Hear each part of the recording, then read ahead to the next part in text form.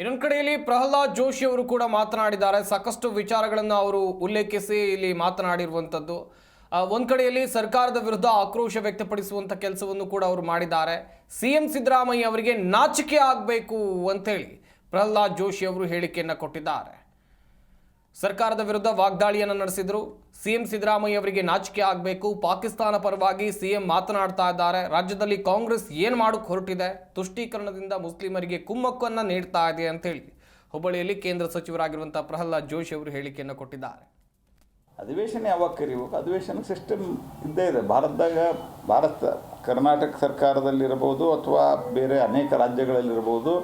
ಅಧಿವೇಶನ ಕರೆಯೋದೇ ಬಂದ್ ಮಾಡ್ರಿ 2 ದಿವಸ 3 ದಿವಸ. ನಮ್ಮಲ್ಲಿ ಅಧಿವೇಶನ, ನಾನು 5 ವರ್ಷ ಪಾರ್ಲಿಮೆಂಟ್ ಅಫೇರ್ಸ್ ಮಂತ್ರಿ ಆಗಿದ್ದೆ, ಅತ್ಯಂತ ವ್ಯವಸ್ಥಿತವಾಗಿ 3 ಅಧಿವೇಶನಗಳು ನಡೀತಾವೆ. ಪ್ರಾಕ್ಟಿಕಲಿ 4, ಆದರೆ ಅದನ್ನು ನಾವು ಡಿವೈಡ್ ಮಾಡಿ ನಡೆಸೋದ್ರಿಂದ ಅದು 3 ಅಂತ ನಾವು ಮಾಡ್ತೀವಿ.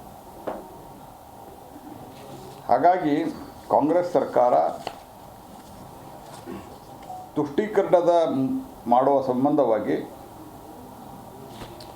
ಪಾಕಿಸ್ತಾನಿ ಸ್ಪೋಕ್ಸ್ ಪರ್ಸನ್ಗಳು ಮಾತಾಡ್ತಾರೆ. ನೋಡ್ರಿ, ನೀವು ಅವರು ಆರ್ಟಿಕಲ್ 370 ತೆಗೆದಾಗ ಬ್ಲ್ಯಾಕ್ ಡೇ ಅಂತ ಹೇಳಿದರು ಪಾಕಿಸ್ತಾನದವರು, ಇವರು ಬ್ಲ್ಯಾಕ್ ಡೇ ಅಂತ ಹೇಳಿದರು. ಪಹಲ್ಗಾಮ್ದಲ್ಲಿ ನಡೆದಂಥ ಘಟನೆ ಬಗ್ಗೆ ಯುದ್ಧ ನಡೀತು. ಯುದ್ಧ ಅಂದರೆ ನಾವು ಆ್ಯಕ್ಚುಲಿ ಯುದ್ಧ ಅಂತ ಮಾಡೇ ಇಲ್ಲ, ಟಾರ್ಗೆಟೆಡ್ ಭಯೋತ್ಪಾದನಾ ಕೇಂದ್ರಗಳ ಮೇಲೆ ದಾಳಿ ನಡೀತು. ಗಾಂಧೀಜಿಯವ್ರ ಫೋಟೋ ಹಾಕಿ ಶಾಂತಿ ಅಂತ ಹಾಕಿದರು. ಯುದ್ಧ ನಿಂತ ಮೇಲೆ ಯಾಕೆ ನಿಲ್ಲಿಸಿದ್ರಿ ಅಂತ ಹಾಕಿದರು. ಬಟ್ ಅಂದರೆ ಒಂದು ಪಾಲಿಸಿ ಅನ್ನೋದೇ ಇಲ್ಲ.